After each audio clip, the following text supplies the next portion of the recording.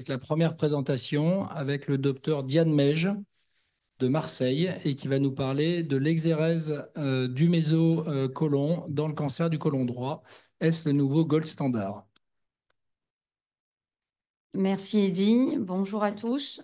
C'est pour moi un honneur d'être ici aujourd'hui et donc d'aborder ce sujet sur l'exérèse complète du mésocolon dans le cancer du côlon droit.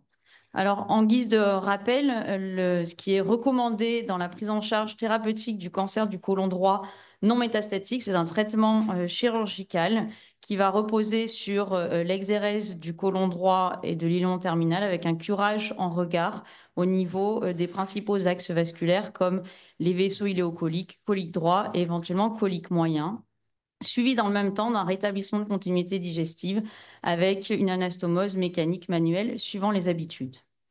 Alors, quand on regarde dans le détail, en fait, on s'aperçoit que cette recommandation n'est peut-être pas toujours appliquée. On a cette étude de près de 400 malades opérés pour un cancer du côlon et les pièces histologiques ont été classées en fonction de la ligne de section. Et on a ainsi 4 groupes. Le premier groupe, le groupe A, qui va être le mauvais plan de résection puisqu'il n'y a aucun curage. Le plan est passé dans la musculaire du côlon. Le groupe B est moyen, puisque le plan est passé dans le méso, il y a des irrégularités.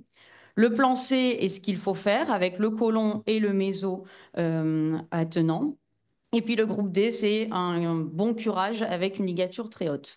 Et donc, dans cette série de 400 patients, eh bien, on peut voir qu'un quart des patients ont eu la mauvaise résection carcinologique avec un plan de résection dans la musculaire colique et seulement un tiers ont eu la bonne résection colique. Et ce problème de résection colique carcinologique est d'autant plus marqué dans le cas du côlon droit, puisque l'on peut voir que beaucoup de patients, donc c'est la flèche rouge, avaient le mauvais plan au niveau de la musculaire colique, et finalement peu de patients avaient le bon plan pour le curage. Avec un retentissement bien évidemment sur la survie globale et d'autant plus en cas d'atteinte ganglionnaire, les stades 3. Alors, c'est pour ça qu'on arrive au concept d'exérèse complète du mésocolon qui correspond à un curage qui doit être fait à l'origine des vaisseaux iléocoliques et notamment. Donc, il va falloir disséquer le long de la veine mésentérique supérieure. Et donc, cette exérèse complète du mésocolon est comparée en général à un curage que l'on appelle plutôt conventionnel, qui est représenté sur le schéma à gauche de la diapositive, avec une ligature qui est plus éloignée des vaisseaux mésentériques, mais qui parfois va être très éloignée des vaisseaux mésentériques et proche du tube digestif. Je ne parlerai pas dans ce topo du curage que l'on appelle D3, qui est proposé par les Japonais, et qui est un curage de type exérèse complète du mésocolon, mais peut-être un peu plus poussé. Alors, ce concept d'exérèse complète du mésocolon a été introduit en 2009 par Hohenberger, qui rapportait dans sa série une morbidité convenable, avec un nombre médian de ganglions de 32 et le seuil de au moins 28 ganglions qui améliorait la survie spécifique, notamment chez les patients sans atteinte ganglionnaire. Et vous avez là la vue péropératoire de ce curage poussé le long de la veine mésentérique supérieure, curage qui était fait par laparotomie avec une manœuvre de cocher pour avoir vraiment accès au bloc d'œdénopancréatique. Ce concept d'exérèse complète du mésocolon fait un peu écho à une révolution dans la prise en charge du cancer du rectum avec l'exérèse totale du mésorectum qui a été proposée il y a plus de 40 ans maintenant par Hild et qui a montré un bénéfice en termes de réduction du risque de récidive locale. Et ça a été une telle révolution dans la prise en charge du cancer du rectum que lorsqu'on croise M. Hild en congrès international, eh bien, on est capable de courir après lui pour prendre une photographie telle une rockstar. Alors, si j'en reviens à l'exérèse complète du mésocolon, on peut la définir de la manière suivante. C'est une dissection qui part du duodénum et de la tête du pancréas. Il faut visualiser la veine mésentérique supérieure. Il faut ligaturer les vaisseaux iléocoliques au niveau de la veine mésentérique supérieure, la branche droite des vaisseaux coliques moyens et surtout respecter ce mésocolon en respectant les plans embryologiques et ne pas ouvrir la fenêtre duodénale qui est en général ouverte lorsqu'on fait le curage considéré comme conventionnel. Bien évidemment, quand on fait cette chirurgie, on va avoir une pièce opératoire qui est plus grande et on peut voir ici que les différentes dimensions sont significativement augmentées avec une exérèse complète du mésocôlon, que ce soit la distance de la tumeur à la ligature vasculaire, du tube digestif à la ligature vasculaire ou même la surface de curage. Ce qui va avoir, bien évidemment, un impact sur le nombre de ganglions analysés. Toutes les publications sur le sujet, que ce soit les essais rétrospectifs, prospectifs ou les essais randomisés, rapportent une augmentation significative du nombre de ganglions analysés lorsqu'on réalise cette CME. On peut donc résumer ces deux résultats avec ce code couleur. En vert, on fait mieux avec la CME, les dimensions de la pièce de résection et le curage ganglionnaire. Mais il y a quand même plusieurs questions qui apparaissent quand on parle de CME. C'est la voie d'abord, la standardisation, l'apprentissage. C'est pas facile comme technique. Et la voie d'abord a changé au cours du temps. Initialement, lors de la description, c'était uniquement la laparotomie. Et puis avec l'avènement de la célioscopie, la CME a été difficile à réaliser. Et c'est seulement avec le premier essai randomisé sur le sujet, l'essai RELARC en 2021, où tous les patients ont pu être opérés par célioscopie. Probablement que vous n'avez peut-être pas le même morphotype que les patients européens, mais avec aucune différence en termes de conversion. Ce qui veut dire que la voie cystoscopique, elle est peut-être faisable avec une certaine standardisation. Et on a cette publication qui compare les plans de dissection à des pages d'un livre avec la page rétropéritonéale, la page iléocolique, la page mésocolique transverse et la page du mésogastre. Et en fait, l'idée va être de disséquer en 9 étapes ces différentes pages et de réaliser la ligature vasculaire nécessaire pour réaliser une bonne CME. Donc, une standardisation nécessaire et un autre atout aujourd'hui, le robot. Le robot facilite vraisemblablement la CME. Je vous ai juste mis à titre indicatif cette publication de Giuseppe Spinoglio, qui est un petit peu le proctor incontournable de la société intuitive, et avec cette vue péropératoire de CME robotique qui est sensiblement similaire à la vue péropératoire par laparotomie qu'on avait vue avec Hohenberger. Et surtout, l'intérêt du robot, c'est qu'il n'y a pas de conversion par rapport à la voie célioscopique lorsqu'on veut faire une CME, sans différence en termes de complications per- ou post-opératoires. Ça m'amène donc à parler des risques, puisqu'on doit réaliser un curage sur l'axe mésentérique supérieur. Donc, ça veut dire que potentiellement, il y a un risque vasculaire. Et ça, les publications à disposition l'ont montré. On a cette équipe danoise qui montre que le risque de plaie de la veine mésentérique supérieure est significativement augmenté avec la CME. Est-ce que pour autant, c'est un facteur de risque de mortalité à 30 ou 90 jours? Non, ça ne sort pas en analyse multivariée ou avec un score de propension, à la différence des autres critères un peu plus connus associés au risque de morbimortalité. Et puis, je vous ai parlé de l'essai chinois RELARC, qui est le premier essai qui compare la CME à un curage plutôt conventionnel, avec des chirurgiens expérimentés, c'est-à-dire qui réalisent plus de 100 résections colorectales célioscopiques par an et plus de 20 CME, 500 patients à peu près dans chaque groupe. Et donc, dans cet essai, on a une augmentation significative du risque de plaie vasculaire, 3% versus 1% lorsqu'on fait un curage un peu plus conventionnel. Pour autant, pas de différence en termes de complications post-opératoires. Et d'ailleurs, quand on regarde les autres publications sur le sujet, on n'a pas de différence significative entre les deux types de curage pour les complications post-opératoires. Donc, si je reprends le code couleur, eh bien, pour ce qui est des complications, on n'est pas dans le vert avec la CME. On est similaire jaune pour les complications post-opératoires et moins bon pour les complications péropératoires en raison du risque vasculaire. Une fois qu'on a opéré le patient et qu'on ne l'a pas tué en faisant une plaie vasculaire, ce qui va importer quand on parle de cancer du côlon, c'est bien évidemment la survie.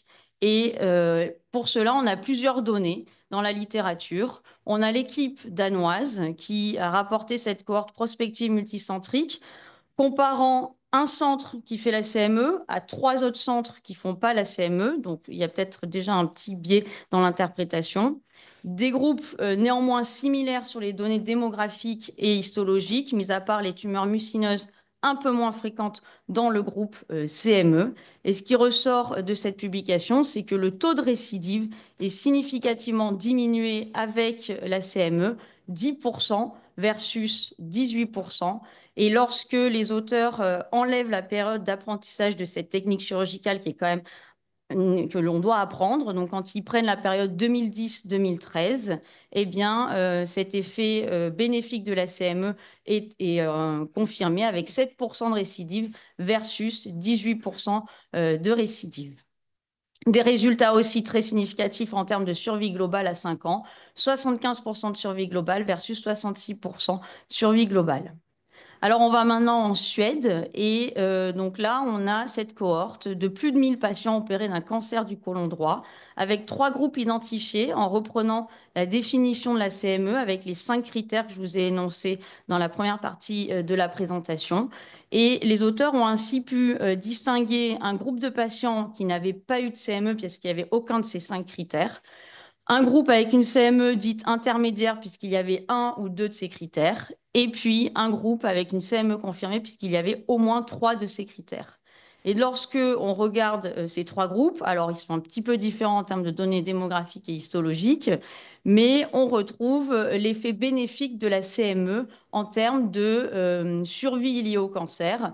Donc un taux de mortalité de 13% avec une vraie CME versus 20% à 5 ans et un bénéfice encore significatif lorsque toutes les causes de mortalité sont regroupées. Et c'est finalement avec cette étude allemande que les résultats vont un petit peu changer. Une cohorte prospective multicentrique, 500 patients avec CME versus 500 patients sans CME. Quelques différences démographiques, mais pas majeures. Aucune différence entre les deux groupes en termes de survie sans récidive. Aucune différence entre les deux groupes en termes de survie globale à 5 ans, 80 versus 78%. Un bénéfice uniquement pour les stades 3, donc avec atteinte ganglionnaire. Et le papier qui, en fait, clôt le débat, je pense, à l'heure actuelle sur la survie, c'est donc l'essai chinois dont je vous ai déjà parlé, qui a publié il y a 3 mois ses résultats en termes de survie. Son critère de jugement principal était la survie sans récidive à 3 ans, qui est identique entre les groupes, 86% versus 82%. Peut-être cette tendance à l'amélioration pour les stades 3, mais qui n'est pas significative dans le papier. Pour ce qui est de la récidive, aucune différence significative entre les deux groupes. Toutes les récidives, 13% avec CME versus 18%, mais 2% dans les deux groupes pour la récidive locale. Et enfin, pour la survie globale, aucune différence entre les deux groupes, 95% versus 93%. Donc, si je reprends le code couleur que je reprends depuis le début, il est issu en fait d'une revue des revues de la littérature de 2022 qui était assez optimiste en 2022 en termes de survie, mais le niveau de preuve était insuffisant. Et lorsqu'on ajoute les derniers résultats de l'essai Relark, eh bien, on voit que cette CME, elle fait plutôt similaire en termes de récidive locale, survie globale et survie sans récidive par rapport à un curage considéré plutôt comme standard. Donc, pour synthétiser ce que je viens de vous présenter, l'exérèse complète du mésocôlon dans le cancer du côlon droit, ça améliore le curage, ça c'est évident, la pièce opératoire est plus grosse et donc il y a plus de ganglions analysés sur cette pièce. Ça ne majore pas les complications post-opératoires, mais néanmoins, il y a un risque de plaie vasculaire en péropératoire et il ne faut pas le minimiser parce qu'une plaie de la veine mésentérique supérieure peut tuer le patient, ce qui est quand même problématique. L'impact sur la survie est encore à démontrer. On n'a pour l'instant que les Relark qui montrent que la survie sans récidive globale et les récidives locales ne sont pas améliorées avec ce curage extensif, on va dire. On a un essai italien qui a fini ses inclusions. On n'a pas encore les données de survie, donc peut-être que ça va un petit peu changer les résultats. Et donc, en conclusion, peut-être que cette exérèse complète du mésocôlon, ce n'est pas le nouveau gold standard dans la prise en charge chirurgicale du cancer du côlon droit, mais c'est plutôt un traitement à la carte. Et on peut s'inspirer des recommandations japonaises qui proposent leur curage D3, donc une CME un peu plus poussée, pour les patients qui ont une atteinte ganglionnaire préopératoire ou une grosse tumeur. Et on peut ainsi proposer chez des patients qui ont une atteinte ganglionnaire sur le scanner en préopératoire ou même en péropératoire, si on voit qu'il y a de gros ganglions, une CME dans ce cas-là et à discuter pour les patients qui ont une lésion T3, T4 avec toujours la limite de l'évaluation préopératoire sur un scanner. Je vous remercie de votre attention. Merci Diane pour cette très belle présentation. Plusieurs questions, peut-être une première pour commencer avant d'écouter la salle. Il y a toujours beaucoup de confusion, d'en parler avec Eddy, entre D3 et CME. Est-ce que tu pourrais un peu nous préciser ce que, ce que les auteurs entendent par un curage D3, CME, est-ce que c'est pareil ou est-ce que c'est vraiment deux choses différentes? Alors, pardon. Curage D3, pour moi, ça va jusqu'à l'artère mésentérique supérieure. Mais parfois, c'est mélangé, en effet. Mais là, je me suis concentrée vraiment sur ça pour éviter cette confusion. Donc, je vais faire la remarque que je disais en off à Relarc, par exemple. Et je pense qu'il y a une confusion qui est terrible. Oui. Parce que ce qu'ils appellent la CME, ils le décrivent comme un curage jusqu'à l'artère. Oui. Et leur D2, c'est un curage jusqu'à la veine. Donc en fait, ils comparent une CME qui est un curage D2 et une CME qui est un curage D3. Donc il ne faut pas faire une CME qui est un D3, mais il faut faire une CME qui est un D2. Mm. Et c'est là où c'est compliqué de trouver le juste milieu. Puis l'autre élément, c'est que si on dit il faut les faire pour les N+, c'est très bien que le scanner il sous-estime les N+. Donc à ce moment-là, il vaut peut-être mieux le faire à tout le monde au cas où il soit N+. Voilà. Enfin, moi, en tout cas, je ne jetterai pas le bébé Claude Dubin tout de suite sur la CME. Non, mais je Je le le jette garde pas, hein. plutôt dans mes standards.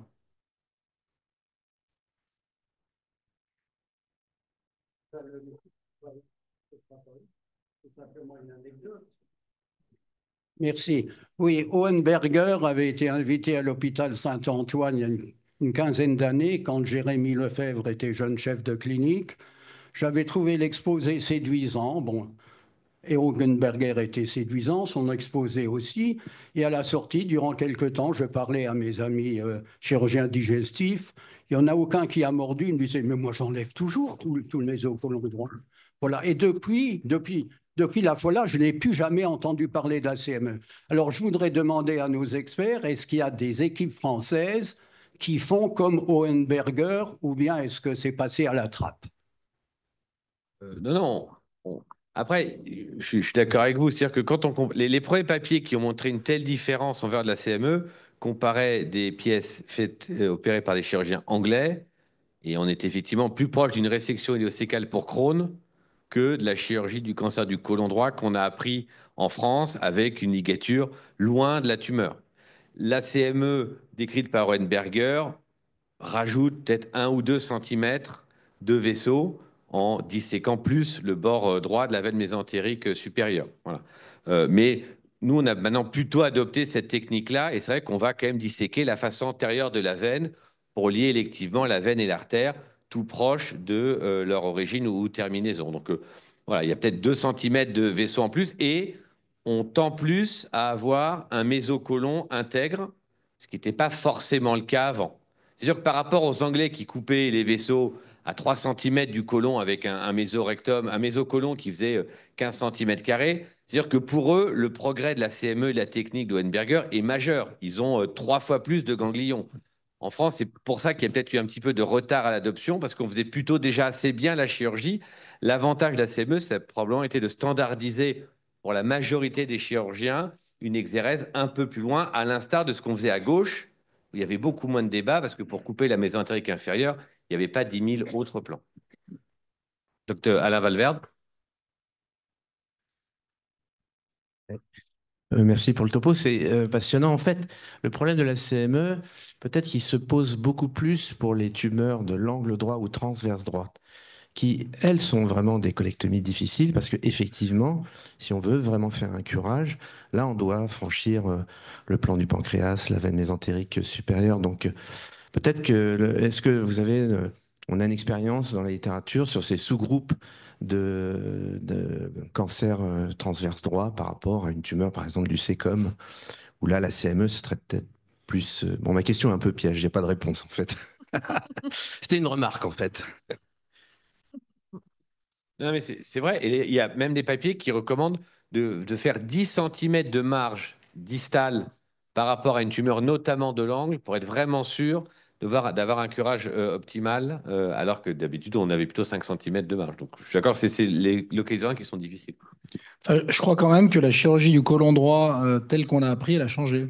Moi, interne, c'était la première opération qu'on nous faisait faire, le côlon droit. Aujourd'hui, je préfère faire un côlon gauche à mes internes qu'un côlon droit. C'est beaucoup plus compliqué un côlon droit. On fait quand même des curages très extensifs. Et pour nous, c'est devenu systématique, sauf patient extrêmement morbide où on ne va pas avoir un gain, un bénéfice particulier. Mais sinon, c'est systématique. Voilà. Et il faut qu'on voit complètement tous ces axes veineux mésentériques supérieurs. Complètement. Mais sauf qu'Owenberger le faisait avec des grandes laparotomies. Aujourd'hui, on fait en célioscopie et voire aujourd'hui en chirurgie robotique.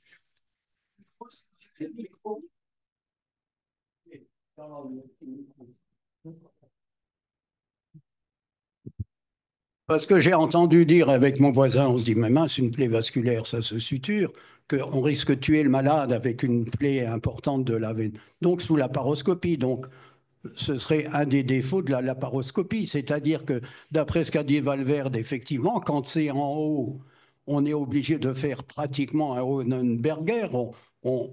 Quand ça colle en haut, qu'il y a une masse, donc on est obligé de passer au ras de la veine. Donc ça fait un Hohenberger de nécessité.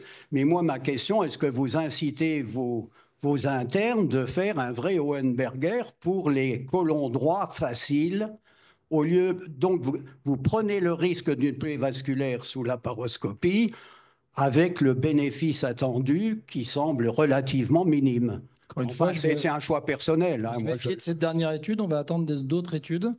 Mais et très honnêtement, je préfère qu'on voit la veine et qu'on sache où elle est, plutôt que de couper à proximité sans la voir. Je pense que quand on la dissèque, on a moins de chances de la blesser.